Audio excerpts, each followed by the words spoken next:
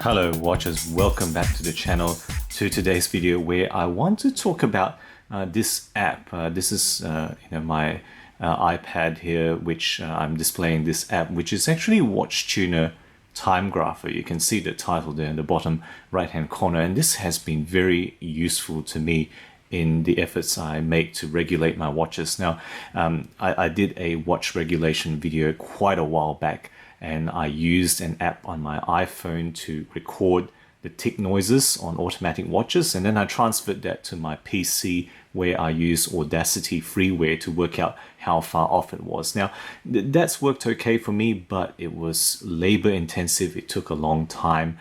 And it took quite a bit of effort to regulate watches. What this has done for me is just simplify this entire process. So it's just been a much welcomed app that increases the efficiency in regulating watches. So I just want to talk about this particular app to start with. Now, this comes in two other versions. There is a WatchTuner Lite. That's $3.99 on iOS, available in the US.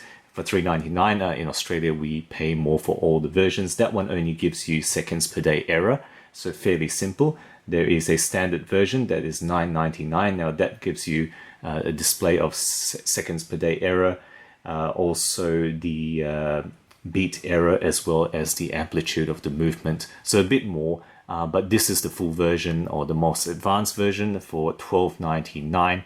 This is the Time Grapher version, which actually gives you a display much like a real time grapher might do. So now for that price difference, I went for this particular version, and really no regrets. It's really been very welcome addition to my I guess armamentarium in handling watches. So just a little bit about the display. Now there is a settings here. It's very rudimentary, but it does what it does. That's what I love about it.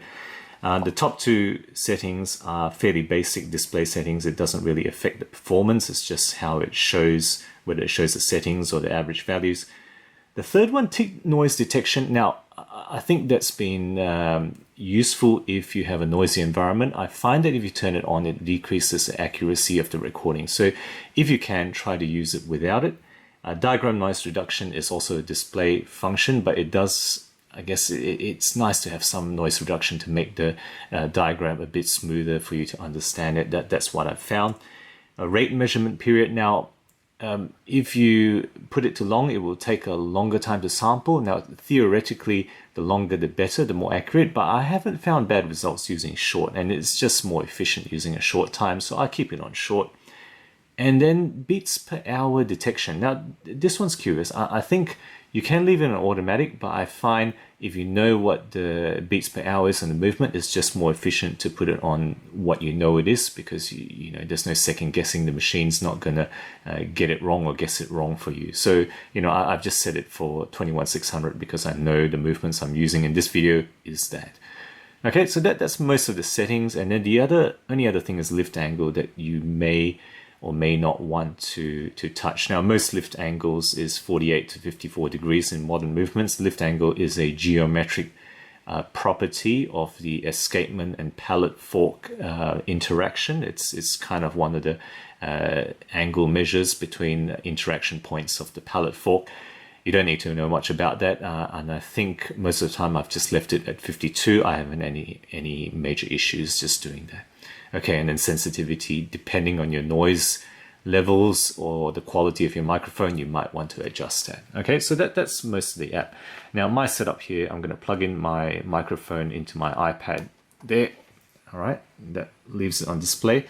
Now, the better the microphone, the better the performance, of course. I'm just using an Apple headphone microphone setup here.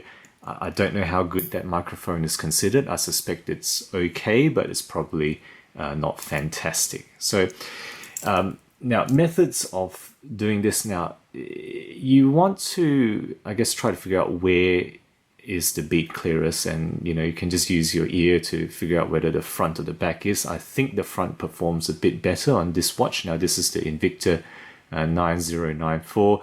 This was returned to me from Jody from the Just One More Watch channel. He found that it was running quite fast, in excess of 30 seconds per day. So I thought I'd run the regulation on this to see whether I need to adjust it. That's why I'm putting this on this time grapher. Okay, so once you figure out where you want to put the microphone, you want to measure from that surface. So I'm going to put this face down because I think the dial side actually sounds better, sounds clearer. And then you want to use a cloth to give as much dampening as you can, and I find that gives you better results. So I'm going to cover that. I'm going to start the recording. I'm going to let it go for about 300 samples. I think that's about the sweet spot to get a good enough time without having to wait too long. So let's start it and you can watch it recording.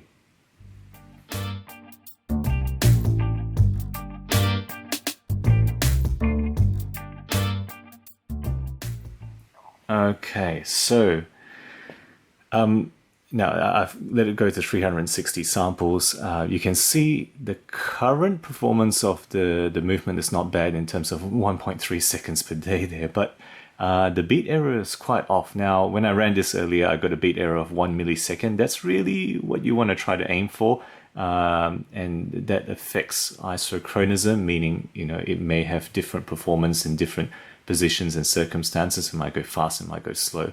I think that might not be accurate. You saw it flicker, maybe you saw it flicker between 1.3 and 14. I think 14 is way off. That's probably not accurate. But, the rate's actually quite all right. So right now it's performing all right. Maybe I'll run it tomorrow. It may be slightly off. But, this is what you get from this is, it took me maybe 30 seconds to do that whole process.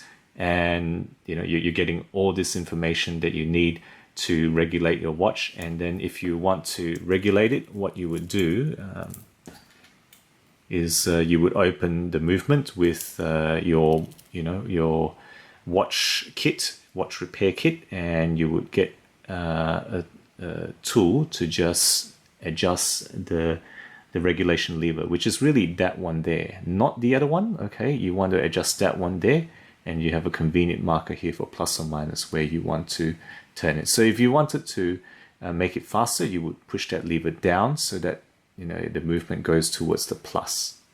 Okay, just as an example, this is an NH35A movement.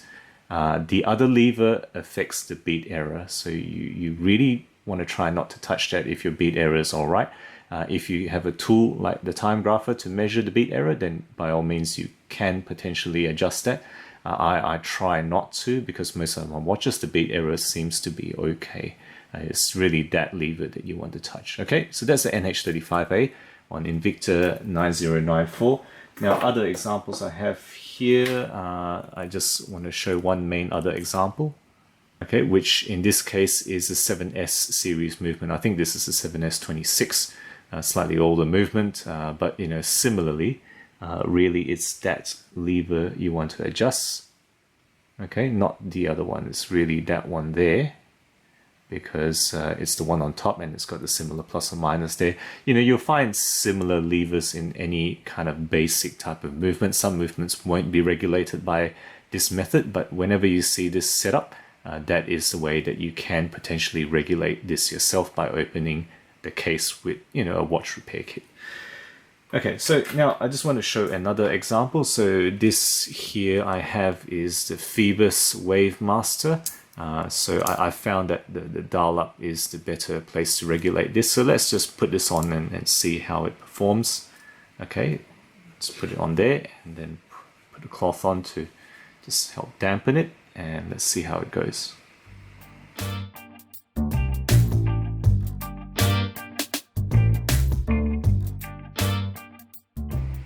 Okay, so I think that's enough, and very pleasingly, this is very much in line with how I found the watch to be working. I found this watch to be running about 2 seconds slower per day, and that's exactly what this time grapher has told me, and the beat error is perfectly acceptable, right? Less than 1 millisecond. That's really what you want to see in your watches. I think 1.1, 1.2 might be okay.